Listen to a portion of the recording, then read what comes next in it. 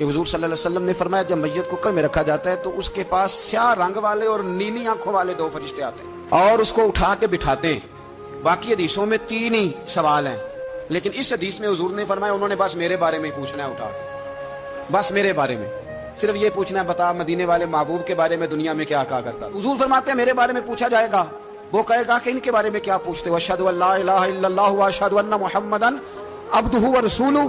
تو فرماتے ہیں پھر اسے نا ایک طرف کھڑکی کھولی جائے گی تو جہنم کا دروازہ دکھایا جائے گا اور اسے کہا جائے گا اگر تو سوالوں کے صحیح جواب نہ دیتا تو دوزخ میں جاتا، لیکن اب تو نے صحیح جواب دیے ہیں۔ تو حضور فرماتے ہیں اس کی قبر 70 گز چوڑی اور 70 گز لمبی کر دی جائے گی۔ مزہ نہیں آ گیا؟ قبر 70 گز لمبی اور 70 گز چوڑی، اور یہ ترمذی شریف پڑھ رہا ہوں، بڑی مزیدار حدیث۔ نبی پاک صلی اللہ علیہ وسلم فرمانے لگے پھر اس کی قبر کو نور سے بھر دیا جائے گا۔ حضور کو پہچان گیا نا، قبر نور سے بھر دی گئی اور جب 70 گز لمبی کر دی گئی تو بڑے پیارے لفظ ہیں حدیث کے۔ حضور فرماتے ہیں وہ بندہ پھر فرشتوں سے ایک بات کہے گا، قربان جائیں۔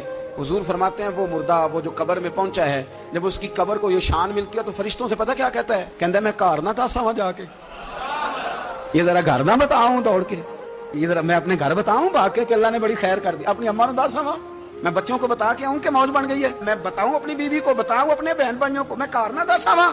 قربان جائیں میرے رسول کریم فرماتے ہیں فرشتے اس سے کہتے ہیں نہیں تو کسی کو نہ بتا، نم کا نومت العروس، تو اس طرح سو جا جس طرح پہلی رات کی دلہن سویا کرتی ہے، وہ بڑے چاؤں میں سوتی ہے، وہ بڑے پریم میں سوتی ہے، نئی زندگی کا آغاز ہوتا ہے تو سوتی ہے، اور فرشتے کہتے ہیں اب تجھے وہی آ کے جگائے گا جو تیرے اہل میں تجھے سب سے زیادہ محبوب ہوگا، جو تجھے سب سے زیادہ محبوب ہوگا۔ میرا تو ایمان ہے کہ ہمیں تو قبر سے آ کے جگائیں گے بھی مدینے والے رسول۔